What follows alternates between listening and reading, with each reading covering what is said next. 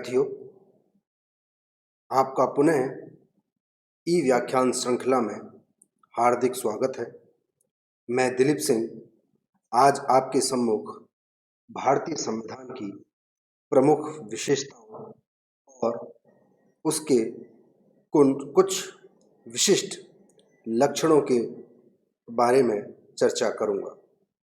यह ई व्याख्यान बीए प्रथम वर्ष और एमए उत्तरार्ध के विद्यार्थियों के लिए अत्यधिक उपयोगी है।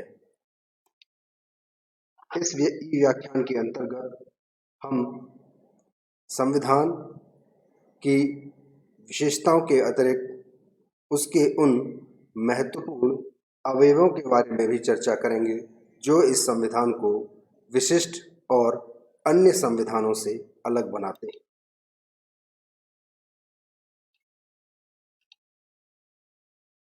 संविधान की सबसे प्रमुख विशेषताओं में जिसे स्वीकार किया जाता है वो है लोकप्रिय प्रभुसत्ता।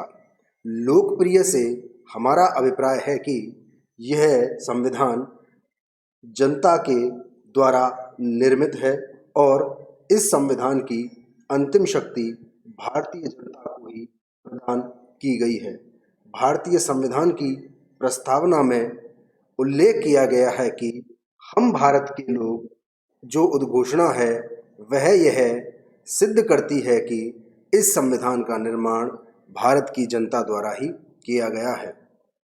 इसके अतिरिक्त संविधान की प्रस्तावना का अंतिम वाक्य, जिसमें इस संविधान को अंगीकृत, अधिनियमित और आत्मार्पित करने की बात कही गई है, वह भी लोकप्रिय प्रभुसत्ता या शासन की अंतिम शक्ति और सर्वोच्च शक्ति जनता में निहित होने की घोषणा करता है। दूसरी प्रमुख विशेषता जो भारतीय संविधान के बारे में है वह है कि यह निर्मित और लिखित संविधान है। जैसा कि हमने अभी पूर्व में कहा कि भारतीय संविधान का निर्माण जनता द्वारा किया गया है, किंतु यह संविधान जनता द्वारा अप्रत्यक्ष रूप से निर्मित ही कहा जाएगा, क्योंकि इस संविधान का निर्माण एक संविधान सभा द्वारा किया गया था, जो कि आंशिक रूप से ही सही भारतीय जनता की प्रतिनिधि के रूप में उस संविधान सभा ने कार्य किया था। भारतीय संविधान की एक अन्य प्रमुख विशेषता यह है कि यह लिपिबद्ध और संहिताबद्ध संविधान है। अगर हम ब्रिटेन के संविधान का उदाहरण लें तो ब्रिटेन का संविधान अलिखित संविधान माना जाता है, जो कि ठीक भी है, क्योंकि वहाँ संविधान का निर्माण किसी संस्था द्वारा नहीं किया गया और उस संविधान की कोई संहिताबद्ध प्रति अभी भी उपलब्ध नहीं है। और इसके अतिरिक्त अमेरिका का यदि संविधान माने, भले ही वह बहुत छोटा संविधान है, किंतु इसका निर्माण एक संविधान सभा द्वारा किया गया था और अमेरिका के संविधान के बाद ही अन्य देशों के संविधानों का निर्माण संविधान सभाओं द्वारा किए जाने की परंपरा विकसित हुई। भारत का संविधान विस्तृत और व्यापक संविधान है। इसका कारण है कि भारत का संविधान का आकार अत्यधिक बड़ा है। भारत के संविधान में 22 भाग, 395 अनुच्छेद, 12 अनुसूची एवं 5 परिशिष्ट सम्मिलित किए गए हैं। यदि हम अन्य देशों के संविधान से भारत के संविधान की तुलना करें तो पाते हैं कि अमेरिका के संविधान में जहां मात्र 7 अनुच्छेद सम्मिलित किए गए हैं, वहीं कनाडा के संविधान में 147 अनुच्छेद सम्मिलित हैं। ऑस्ट्रेलिया के संविधान में 128 अनुच्छेद हैं और दक्षिण अफ्रीका के संविधान में 153 अनुच्छेद सम्मिलित किए गए हैं।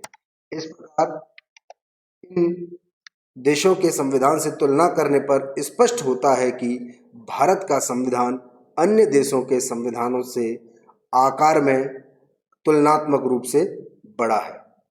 अब प्रश्न उठता है कि भारत के संविधान की इस व्यापकता का कारण क्या था। पहली बात करें तो 1935 का भारत शासन अधिनियम भारत के स्वतंत्र होने के समय लागू था। इस अधिनियम के द्वारा भारत में संसदीय शासन और या कहें कि उत्तरदायी शासन की नींव रखी गई थी और उस अधिनियम के प्रावधानों को हमारे संविधान निर्माताओं ने ज्यों का त्यों भारतीय संविधान के प्रशासनिक स्तर पर स्वीकार कर लिया गया। दूसरी मुख्य बात है कि भारत का संविधान चूंकि संघात्मक प्रवृत्ति का है, यहाँ केंद्र के अतिरिक्त राज्यों में भी प्रशासनिक शक्तियों का विकेंद्रीकरण किया गया है। इसलिए आवश्यक था कि केंद्र और राज्य के मध्य स्पष्ट शक्ति विभाजन किया जाए। इसलिए तय हुआ कि भारत के संविधान में केंद्र और राज्यों के बारे में पृथक से सारी बातें स्पष्ट कर दी जाएं। संविधान की 7वीं अनुसूची में केंद्र और राज्यों के मध्य शक्ति विभाजन किया गया, जबकि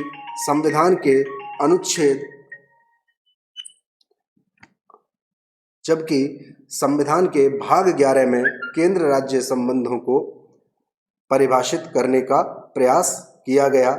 यह भी एक कारण है कि भारत का संविधान अन्य संविधानों के मुकाबले व्यापक है। दूसरा मुख्य का अगर हम अगले मुख्य कारण की ओर जाएं तो वह है मूल अधिकारों का महत्व। मूल अधिकार भारतीय संविधान के सर्वाधिक बड़े भाग में से एक है। मूल अधिकारों को हमारे संविधान में महत्वपूर्ण दर्जा देते हुए उनका व्यापक और विस्तृत उल्लेख किया गया है, जो कि संविधान के आकार में वृद्धि का एक कारण है। केंद्र और राज्यों के प्रशासनिक ढांचे का विवरण भाग 11 में सम्मिलित है, जिसके बारे में हमने अभी जिक्र किया था। दूसरी बात जो आती है वो है संविधान के व्यापक स्रोत। भारत का संविधान किसी एक परिपाटी पर केंद्रित नहीं है। भारत के संविधान निर्माताओं ने जिन जिन लगभग 60 से अधिक देशों का अध्ययन करने के उपरांत यह पाया कि किन देशों में कौन सी अच्छी बातें सम्मिलित हैं और उन्हें भारतीय परिप्रेक्ष्य में लागू किया जा सकता है, तो इसके लिए तय हुआ कि भारतीय संविधान को उन संविधानों से भी कुछ बातें ग्रहण कर लेनी चाहिए। इसके अतिरिक्त एक अन्य प्रमुख बात यह थी कि संविधान सभा में कानूनी एक्सपर्ट जो थे उनका प्रभुत्व था। अधिकांश बड़े राजनेता जैसे डॉक्टर राजेंद्र प्रसाद, पंडित जवाहरलाल नेहरू, सरदार वल्लभ भाई पटेल, डॉक्टर भीमराव अम्बेडकर जैसे बड़े नामों को ही देखें तो ये सभी वकालत करते थे और इनका कानूनी ज्ञान निश्चित रूप से अगाध था। यही कारण है कि संविधान सभा में कानूनी क्षेत्र के विशेषज्ञों का बहुमत होने के कारण भारतीय संविधान में व्यापकता आई। इसके अतिरिक्त यहाँ H.V. कामत के उस कथन का उल्लेख करना भी महत्वपूर्ण होगा, जिसमें उन्होंने कहा था कि उन्हें गर्व था कि हमारा संविधान विश्व का सबसे बड़ा संविधान है। अभी हमने विभिन्न संविधानों से भारतीय संविधान की प्रेरणा लेने का उल्लेख किया था, तो उसके बारे में यदि हम बात करें तो भारत का संविधान विभिन्न स्रोतों से निर्मित है। हमारे देश के संविधान में विभिन्न देशों के संविधानों से अनेक प्रावधान ग्रहण किए गए। हालांकि इस बात की अनेक संविधान विशेषज्ञ अमौलिकता के आधार पर आलोचना करते हैं कि भारत का संविधान मौलिक नहीं था, यह अन्य देशों की नकल या कॉपी मात्र था। लेकिन इस आलोचना के बारे में डॉक्टर B.R. अम्बेडकर के कथन का यहाँ उल्लेख करना आवश्यक है, जिन्होंने कहा कि केवल अमेरिका का संविधान मौलिक संविधान है, जिसका निर्माण लगभग 200 वर्ष पूर्व हुआ था। इसके बाद के सभी संविधान अमेरिका के संविधान की नकल मात्र है। इसलिए भारत के संविधान को पैबंद लगा संविधान कहना गलत नहीं है, किंतु यह दुनिया का सर्वश्रेष्ठ पैबंद लगा संविधान है। अब हम बात करें भारतीय संविधान की एक अन्य विशेषता की, वह है समायोजनशीलता। क्योंकि भारतीय संविधान निर्माताओं के सम्मुख दो बातें महत्वपूर्ण थी। पहली कि यह संविधान जन आकांक्षाओं की पूर्ति करे, और दूसरी, इस संविधान के द्वारा प्रशासनिक कुशलता भी अर्जित की जा सके। इसलिए तय हुआ कि भविष्यगत समस्याओं को, जो भविष्य में आने वाली समस्याएं होंगी, उनको ध्यान में रखकर संविधान में समायोजन के सिद्धांत को स्वीकार कर लिया गया। जैसे उदाहरण के तौर पर देखें तो हमने ब्रिटेन से संसदीय शासन प्रणाली तो स्वीकार की, किंतु हमने अपने सर्वोच्च न्यायालय को न्यायिक पुनरावलोकन की शक्ति अमेरिका के संविधान से प्रेरित होकर प्रदान की।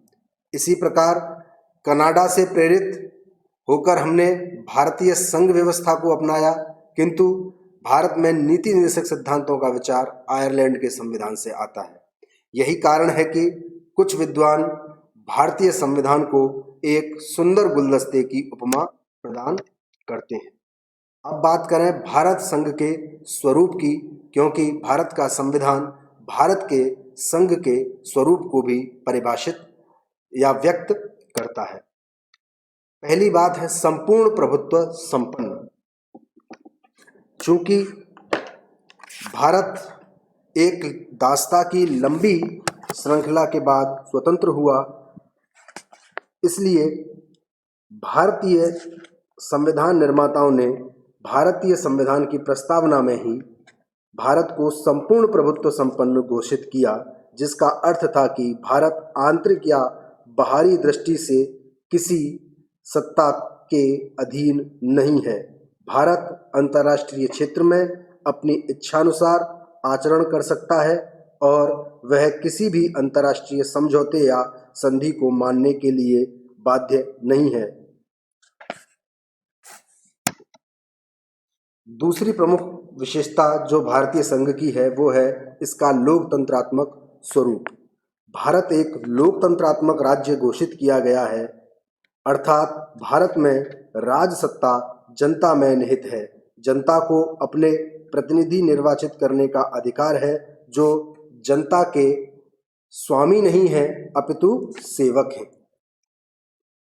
भारत को एक गणराज्य भी घोषित किया गया है, जिसका अर्थ है कि भारत राज्य का राष्ट्रप्रधान वंशानुगत नहीं है, अपितु भारतीय जनता का प्रतिनिधि है और निर्वाचित होता है, भले ही वह अप्रत्यक्ष रूप से ही निर्वाचित क्यों न होता हो।